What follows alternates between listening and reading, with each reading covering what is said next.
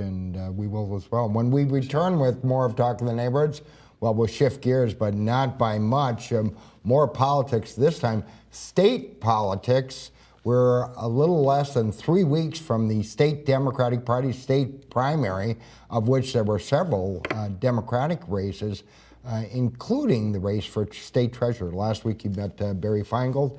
Tonight, from Brookline, she is a successful businesswoman, philanthropist, political activist. Deb Goldberg joins us when we return with more of Talking the Neighborhoods. I'm Joe Heisler, your host, and in the second half, well, we shift back into campaign mode. It's less than 3 weeks until the primary election here in Massachusetts, and most attention is focused on the Democratic races. Of course, the gubernatorial race sucking up a lot of oxygen out there as we head for the home stretch. But just as important in the minds of many people, the races for Attorney General and State Treasurer, the seat that Steve Grossman is giving up to run for governor. And joining me tonight, one of those candidates. She is a successful business person, philanthropist, a longtime political activist from Brookline, running as she did 8 years ago was the last time. This time to win the seat of state treasurer. Talking Deb Goldberg joins us. Nice to have you here. Joe, thank you so much for having me. Thanks so much for joining us. Well, what got you back into this? We talked a little bit before we went on the air. You made a very spirited run 8 years ago, running for lieutenant governor, and you did very well. Yes, we won the city of Boston. Yes, I know, that was pretty great. You know, I've been a Democratic activist my whole life, literally. When I was 7 years old, there I was in my sparkle snowsuit. When my dad put the local guy running for, put me in his station wagon, that was Mike Dukakis, and it wasn't because he was running for governor or president, it was state rep. State rep in Brooklyn. And, we were always politically active within my family. We understood, it was always our values. We went back and we started a company. You know that my mother's great-grandmother, had 11 kids in the north end of Boston, and every single friend or relative that arrived was given a job and a roof over their heads. Those families together grew in the food business, and that became Stop and Shop. And it was our values in play. I mean, it was good jobs, union jobs, 2-3 generations at a time. You probably knew a lot of people who worked at Stop and Shop. And it was jobs you could depend on. And I worked there the whole time, growing up first in high school as a member of 1445 out on American Legion Highway. And then later on as an executive after college, after I graduated BC Law School, and then again after Harvard Business School. And we went through a takeover. You might remember that too. I bet you do. Yeah. And it was a pretty difficult thing hostile takeover. And we were forced out because we wouldn't fire our people. And so I took my business degree and my business background, my finance background, but my values, and I turned to the public sector. And so the history is there. I became chairman of the Board of Selectmen in Brookline. I'm the president of an adoption agency. I was one of the founders and the treasurer of a school for kids with severe cognitive disabilities. So what this really is that in our family for generations, our values have driven our work, both in the business world and our work among other areas in the nonprofit world and in the political world. I mean, my dad ran for local office. Have we lost some of that? And I'm reminded, and I'm sure the whole story around the market basket and what's happening there, it's not the same kind of thing, but it involves, actually, in some ways, some of the same values, at least for the workers who believe in something. And I fundamentally believe that we as people need to be thinking about how everything we do in life ties in together. And you asked what made me get back into statewide politics. I've been in since 2006. I didn't go away. I'm a town meeting member again in the town of Brookline. I'm a commissioner in the Neighborhood Conservation District Commission. I'm an elected state committee woman. I worked cycle to cycle, not just here in Massachusetts, and not just in Brookline, because we could sit in Brookline and go, oh, we elected Democrats, didn't we? No, I go down into tough areas like West Plymouth, Rentham, where the person comes from who thinks he's a New Hampshire resident now, but you know who I mean. Yes. But what I'm saying is that some really good people asked me to look at this. And as I said to you before we went on, I said only if I could be passionate about the job. And when I sat down with the present treasurer's chief of staff, I had known about a lot of the departments, having been chairman of the Board of Selectmen, working with school building assistants, needing the lottery dollars, being in the business of selling the lottery tickets. But I saw that everything in that office is what I care about. It is cash management, debt management, things I know how to do. Managing and investing the $55+ billion pension fund. I've done that kind of work in my own life, but also in the public sector, working with the retirement board, cost of living adjustments, making sure that seniors were secure. So What would you do different? And Steve Grossman's a good guy, and I think a lot of people feel that he's done a good job as treasurer. But what would you do? Help us to understand how State Treasurer and Receiver Deb Goldberg would handle some of these tough issues. Pensions, of course, there's all kinds of talk about, and there has been some changes into, how alcohol licenses are regulated, ABCC, of course, and the lottery, the threat of what casino gambling will do. Well, as a matter of fact, which is very interesting, is that in Brookline, the Board of Selectmen are the licensing authority for the Alcoholic Beverage Commission licenses. So I had a significant amount of experience in that and how you can actually use it to put forth a public good and also protect people who should not be exposed to alcohol. So on that level, I followed what was going on in the city of Boston very closely. You know, and I know, almost 100 licenses for restaurants in the North End, 17 in Roxbury and Dorchester in the neighborhood that we're in right now, and that it is an economic driver. And so I was really pleased to see what was going on, that the City Council's efforts, that the mayor's efforts to get this passed in the legislature in terms of economic development, and that in the alternative, in Boston, we have too many what we call Section 15 licenses, which are package stores in the more disadvantaged areas of the city. And so what we did locally, and that I want to work with both the Senate chair and the House chair in the legislature, is we looked at ways so that if you have a package store that's near a school, you don't have the chill case with soda pop-like looking beverages right at the window where the school kids go by. We were able to, I use the word legislate loosely in quotes, but as you're awarding licenses, as you're working with package store owners, how you create a consciousness around not overly promoting underage alcohol consumption.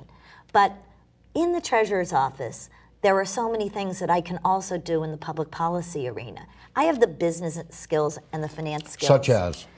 Financial, and you asked, what would I do differently? Not what I would do differently from Steve Grossman, how I would build on what he has begun and add to it. I want to be treasurer for a very long time. This is something that I am incredibly excited about. So financial literacy. So you're not going to be running for governor in 4 years? It's not the plan. Okay. I'm hoping this is my last contested race. But what I'm saying is that financial literacy, there is a financial literacy grant program at the state treasurer's office.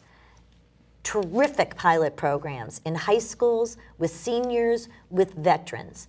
I hope to create a statewide, robust, laser-focused financial literacy program that ultimately meets the needs of everyone who needs it, beginning with young kids in elementary school, but no unfunded mandates. I come with my local elected leader hat, no unfunded mandates. And begin to substitute the kind of math skills into the curriculum where kids learn basic financial literacy skills. For example, I'm going to start at no cost to the taxpayer, a college savings plan for every kid ID'd initially on the free lunch program and ultimately on the subsidized lunch program. How do you do that? Bank fees. Other treasurers in the country have done it. I have been talking to them. In fact, a woman who is the head of the National Treasurers Association has achieved it in her state. They have the structure of the legislation and how you get it done. You're working with the banks who give each kid a savings fund, but they have the money. They're holding it. So they're earning money on the float and on the growth.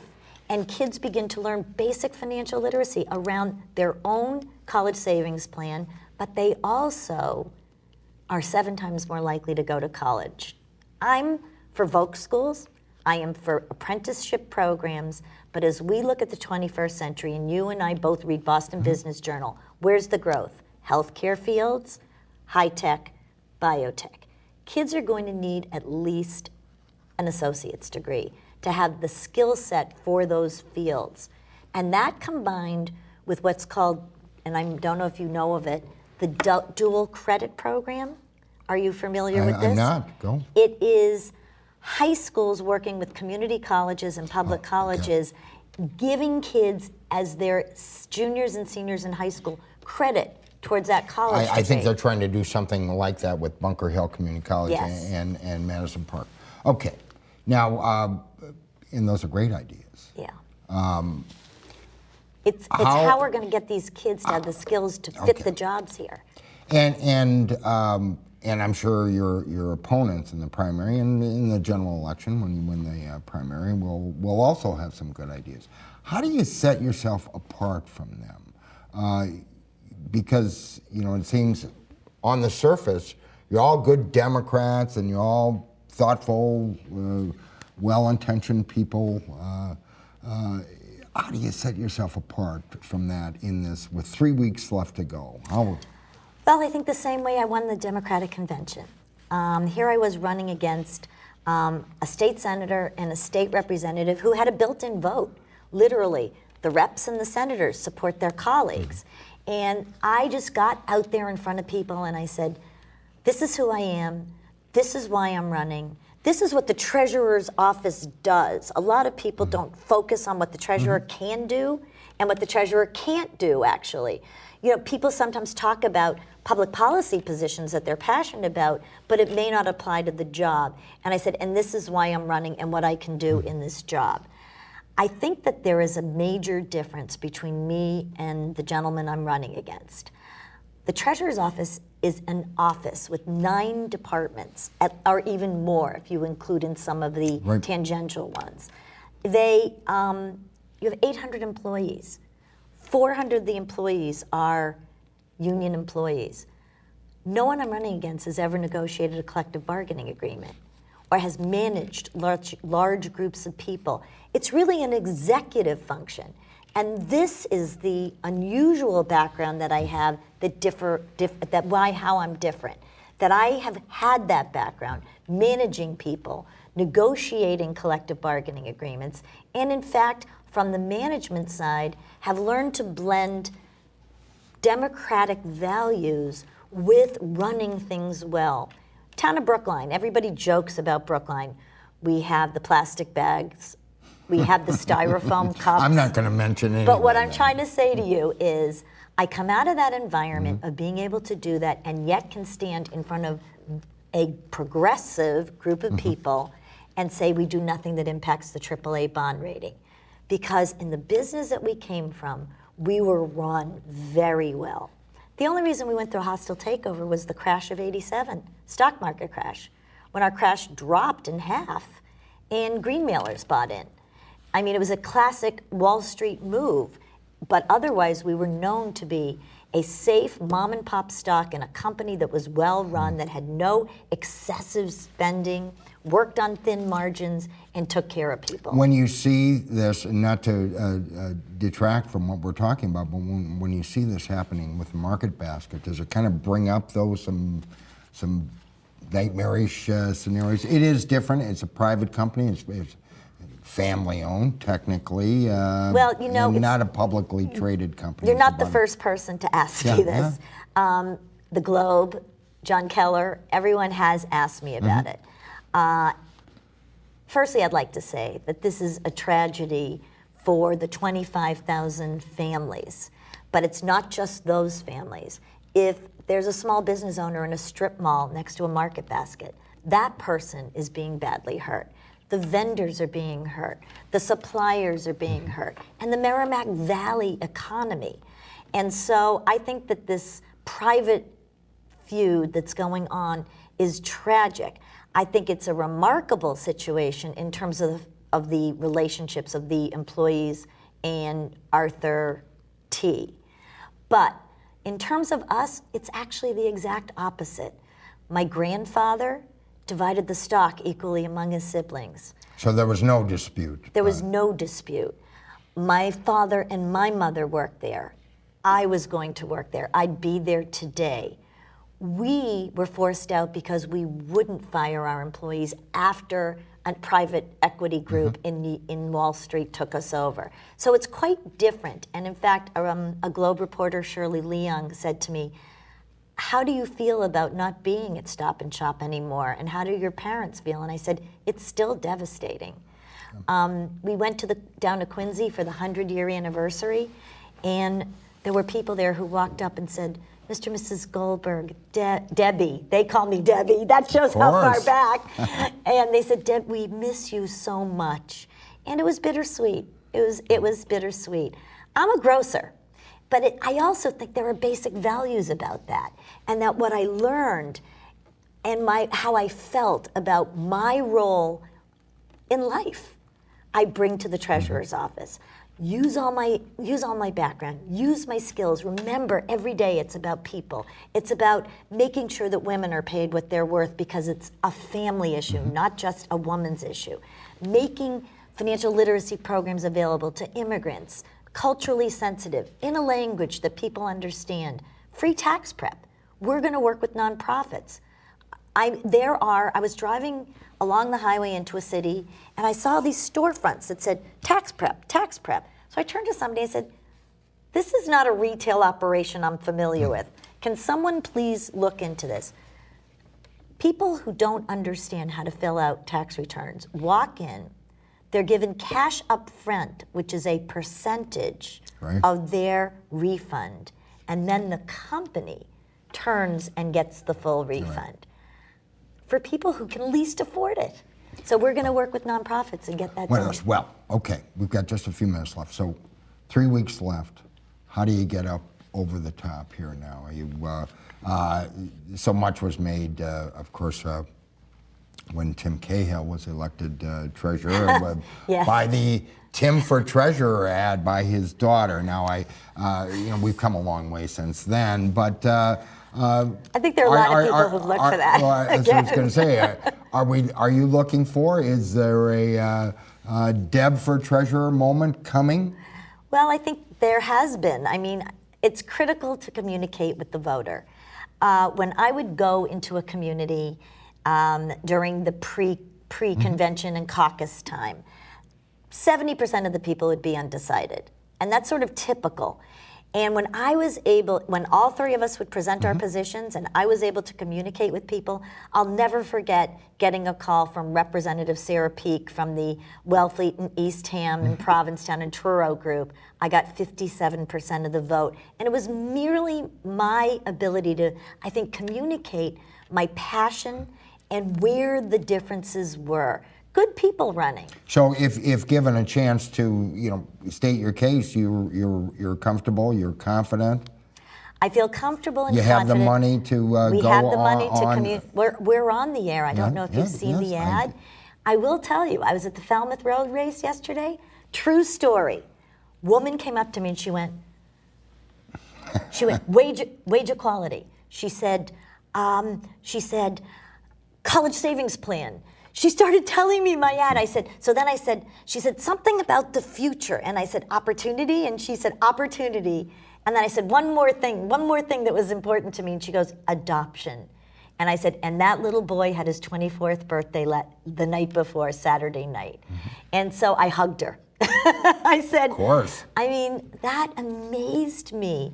And then, so it's how you have to communicate. Does being the only woman in the race help you? Well, I kind of like it better than last time. Does being the only non-elected official in the race, and of course, as you said, you've served in office before, but given what happened in the recent probation trial of John O'Brien, does that kind of leave a smell that helps you? I think that this is a Democratic primary. I don't need to tell you that Democrats are electing Democrats, and we are electing Democrats over and over, and we're comfortable with our leaders. And I'm comfortable with our leaders in general. I do think that being the only woman doesn't harm me. And I think it's the woman who can do the job. And I think I make it very clear that the treasurer's job is not a legislative job. It really isn't. It is managing all the cash that comes in from all the taxpayer dollars and all the things we do. You want someone who understands debt management and cash management. Those aren't sexy, but you also want someone who can not only do that, but is making a commitment to programs that will definitely make opportunity available for people. And that's a combination that a Democratic primary voter cares about. Being able to do the job, but also remembering it's about people. Going to invest that money in little banks that help people or in big banks that provide the biggest return? Well, we are going to do a lot of both. I am looking at the community banking partnership is great. It takes funds, your cash dollars, my cash dollars, and gives it to local banks who are going to make things available to people who have a more challenging time getting it. Women, small business owners, you know that getting loans for the last couple of years. Now it's and that's our middle class. Yeah. That's who's going to build our middle class. I mean, that same middle class are the people who are selling the lottery tickets that we need to make sure are okay. The first generation immigrant families who have convenience stores. It's the same group of people. So I want to do a full analysis of that program, see how we can get more banks involved. What are we doing right? You know, might we not be doing right that we can do better, and try to grow that program. But I'm also looking at a state-owned bank. A state-owned bank focused on putting our money in that and looking at how do we rebuild infrastructure? How do we create a transportation system? We don't have the tax dollars to do that. It's an old idea that might come back to. I think it's a great idea. That's what they used to have. Again, Deb Goldberg is running for state treasurer. She is a successful businesswoman, philanthropist, political activist. There's 3 candidates in the Democratic primary for state treasurer. Very important post, and as always, incredibly well spoken and thoughtful. Thank you, Joe. And you still sound as good as you did 8 years ago, and best of luck to you. Thank you so much. Thanks for coming in and joining us. I can't wait to serve, and it would be an honor to be your treasurer. All right. I hope you'll come back when you are. Absolutely. All right. Again, Deb Goldberg, Democrat running for state treasurer. Unfortunately, we're out of time for tonight. You're watching Talking the Neighborhoods here in the Boston Neighborhood Network. We're here tonight and every Monday night. We'll be back next week at the same time. Joining us, Attorney General candidate Warren Tolman, and more of local politics, as is our usual want. Stay tuned and join us then.